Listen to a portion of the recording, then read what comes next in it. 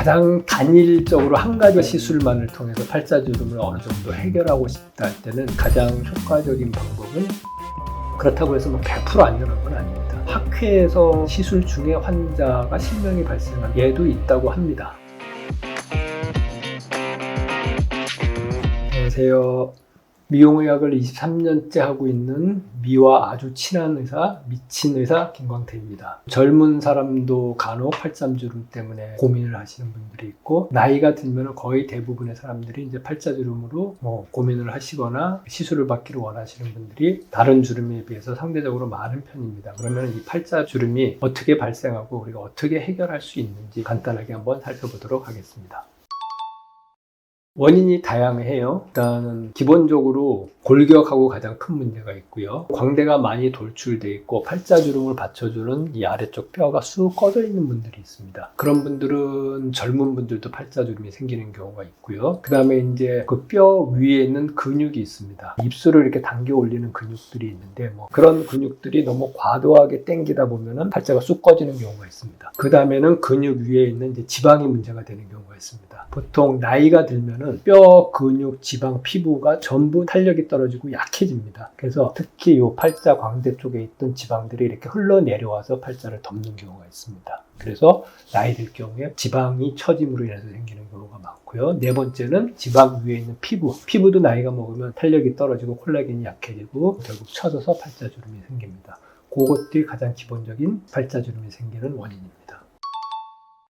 예를 들어서 바람을 불러서 팔자주름을 완화시켜준다든지 이런 것들이 예방적인 차원에서는 괜찮지만 이미 생긴 주름을 되돌리기에는 좀 한계가 있다고 생각을 하기 때문에, 이미 생긴 주름이 심하신 분들은 시술을 통해서 해결을 하시고 스트레칭을 통해서 더 심해지지 않게 예방하는 것은 어느 정도 가능하다고 생각합니다.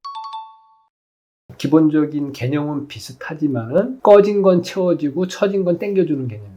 가장 많이 쓰는 방법은 필러를 가장 많이 쓰고, 저번 편에 말씀드렸던 실리프팅 방법도 쓰기도 하고, 근육이 너무 활동을 많이 해서 생기는 문제 같으면 보톡스도 쓰기도 합니다. 가장 단일적으로 한 가지 시술만을 통해서 팔자주름을 어느 정도 해결하고 싶다 할 때는 가장 효과적인 방법은 필러입니다. 필러는 항상 중요한 게 층을 잘 골라서 적절한 층에다가 필러를 잘 주입을 해줘야 효과를 볼 수 있습니다.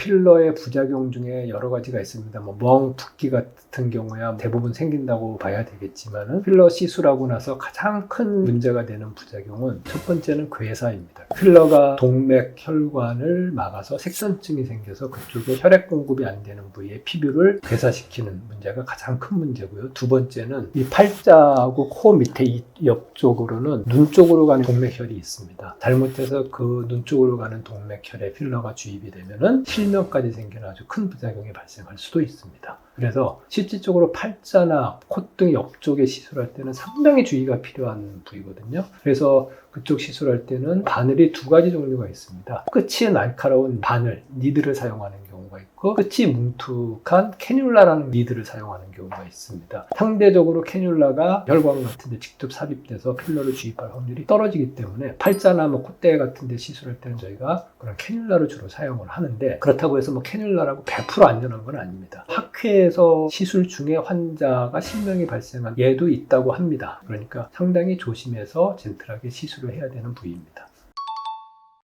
보통 저희 같은 미용병원은 기본적으로 상담실장이 있습니다. 그래서 대부분 상담실장을 통해서 상담을 하고 결정을 하시고 시술을 받는 경우가 많습니다. 물론 저희 병원도 그런 시스템을 갖추고 있고요. 그러나 상담실장하고의 결정만 가지고 완전히 결정하지 마시고, 원장님과 다시 한번 간단한 상담을 통해서 적응증이 맞는지 확인을 하시고 시술 받기를 권해드립니다.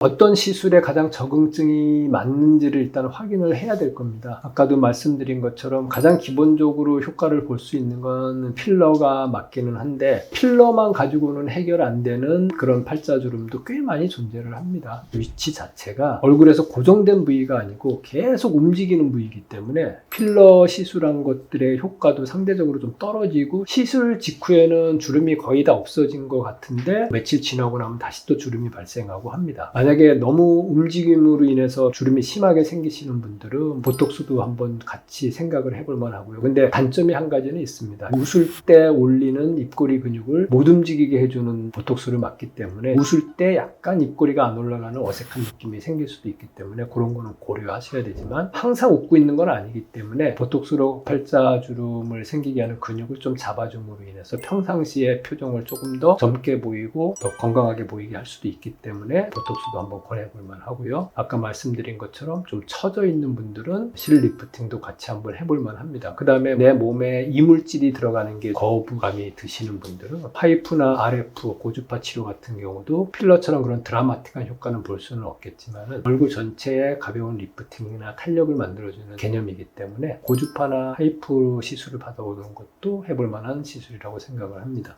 오늘 팔자주름에 대해서 간단하게 이야기를 해보았습니다. 팔자주름은 어떤 한 가지 원인에서 생기는 게 아니고 뼈, 근육, 지방, 피부 이런 여러 가지 원인이 작용하기 때문에 전문가와 충분히 상담을 하신 후에 결정을 하시기를 바랍니다. 오늘도 이 동영상이 도움이 되셨다면 구독과 좋아요 부탁드립니다. 감사합니다.